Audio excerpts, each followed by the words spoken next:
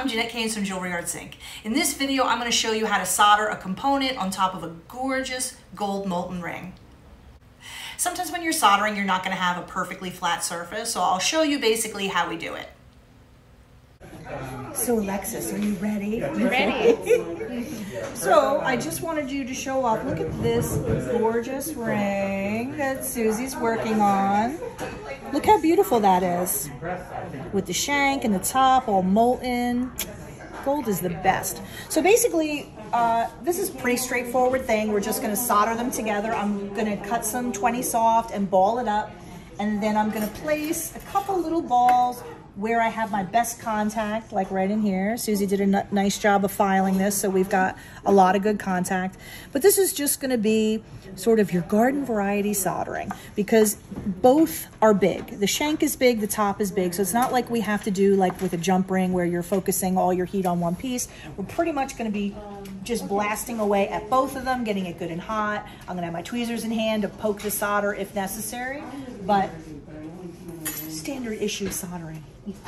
And I'll cut a few and ball them up and we'll just see, you know, how many, because usually with stuff like this, it's not always easy to really know how much it's going to take. You kind of just keep feeding the solder in until it's nice and filled and then we stop.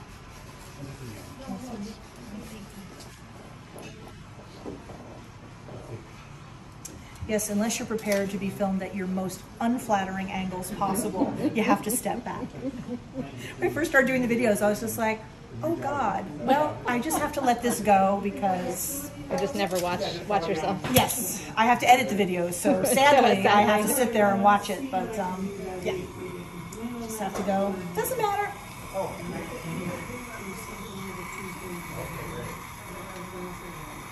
See that? Cute little solder balls. And I'll start probably with 2 maybe, and we'll see how it goes. Thank you so much. Thanks.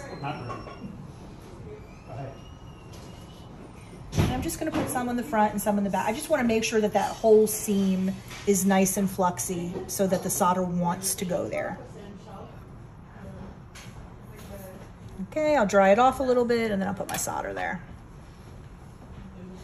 I've been debating whether I want to go up to a 1 tip, which would be kind of a little more fun, I think. I can probably do it with the 0, but I feel like maybe I want to move up to something a little bigger. Because usually if you're in doubt, you're better off going with a larger tip. Hot and fast is what solder likes more than anything in the whole world. So, just like over there when we switched over to the 2. Yeah, slutty soldering, that's how we do it. That's how I do it. I don't know about the rest of you. Okay, so... Just made my solder balls. So...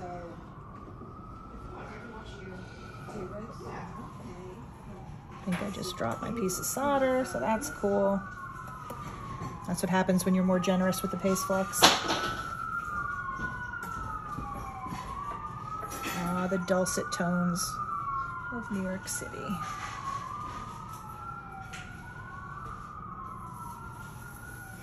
Now, sometimes with stuff like this, I'll put the solder in the back and then heat from the front, but this shank is kind of chunky. I don't think I'm really going to be able to see it super well if I put it in back, so I'm going to put it in the front and kind of heat a little more sort of over from the side.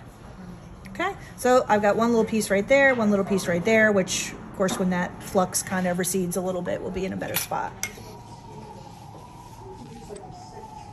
Can you stay up here? You can come over right behind me if you want. I can see. It's good. She's like, no, I'm not getting in there.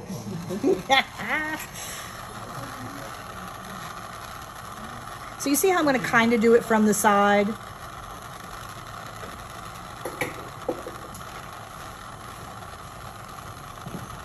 I don't know where my other ball of solder went, so we'll go with this one for the moment.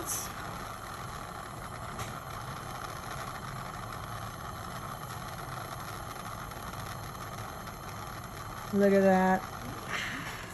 Very satisfactory. So I'm going to stick another piece in there. I think I picked it up with this. Yeah, I think I picked it up on here accidentally. Like I said, when you're more generous with the paste flux, with something that you kind of need to, but it can make it a little harder to see what's happening.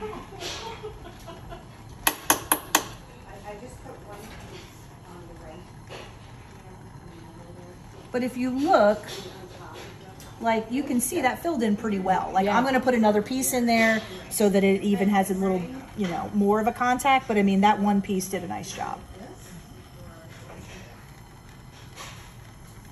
And you do it from the side instead of like straight on? Well, because the solder wants to go toward the most heat. So if I completely heat from the front, it might want to just come toward me rather than under the seam. But if I'm getting this nice and hot in here and it's in nice contact, that capillary action will just draw it right into where we want it to go.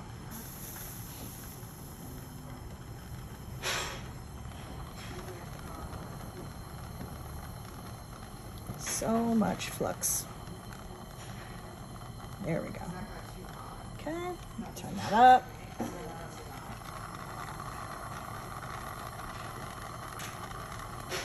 And why did you decide you needed a bigger flame? It's got to be fast. Well, hot and fast is the best way to do it. And when you're in doubt, when you like, well, I don't know which one I should use, you always want to go with the bigger one because it does that. So, I mean, sure we could have done it with a slightly smaller one, but so what I would say is I'm going to move and let Alexis do a lovely close-up of that. But then we're going to let it cool, throw it in the pickle, and we'll look at it. And if it's done, yay. If not, we can always stick a little more solder in it, okay? Oh, there it is. Look at that. Gorgeous. But like you see also, it gets a little dark and crusty. So like we'll pickle it and we'll see if that's all filled in, you know, to our satisfaction. It's nice with the stone. Really does. You should make 2 versions. Yeah, because that way we don't have to fight over it as much. Is that not gorgeous? Look at that. And there's going to be little prongs on top. But I will show you the close-up of the seam. It's soldered, but I think we should add a little more. You know what I mean? Just to really have it filled in completely. But, of course, the first thing I was like, oh, I just have to try it on. And then we've all been passing it around, you know. It's lovely. Really good. Because, I mean, That's great. gorgeous.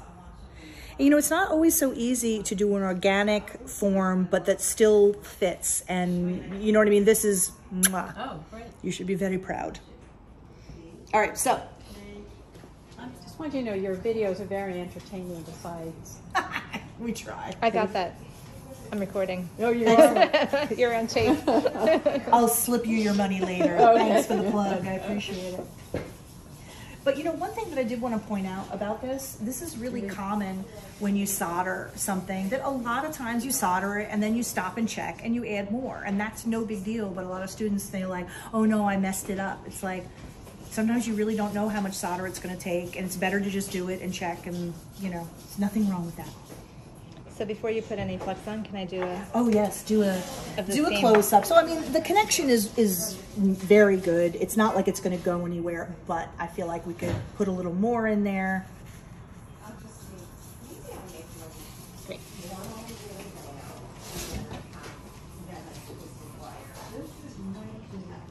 Okay, so paste flux, and I'm going to heat it up. And I'll stick a little more solder in there. I've got 2 pieces there. That should be enough, but we'll see what happens. Do you want to talk about why you have it in the third arm again, even though it's already soldered on? What a good idea.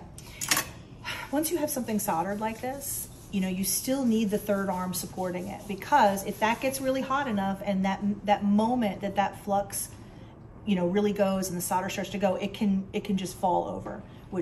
So whenever you go back to solder, things need to be supported just the way they were, like really well, or else they'll move in a very upsetting way.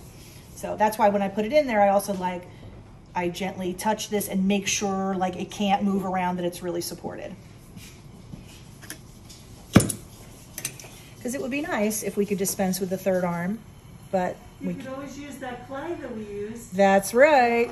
But in this case, we would need so much of it. It wouldn't be great for this setup, but you're right. I do love that new clay. See that product plug? I'm going to slip her a 5-2. I'm telling you. I've got everybody working for me now. It's amazing. I'll unpack it. I have I can get it next week. but I'm just saying you can try it to see, but I mean, you'll like it. It's very handy. Yeah, sometimes you need something like that.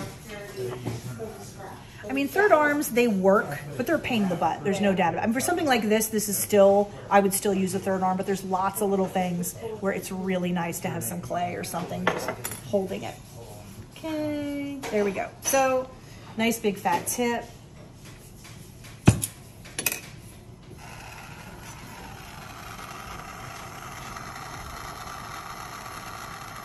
And I still put my solder where it's touching the best because it will fill in. It's better to do that than put it where you don't have as good a contact.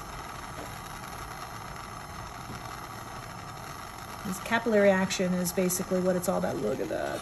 That is beautiful. See that? Take a look. All that we need it to be. Looks lovely. Perfect.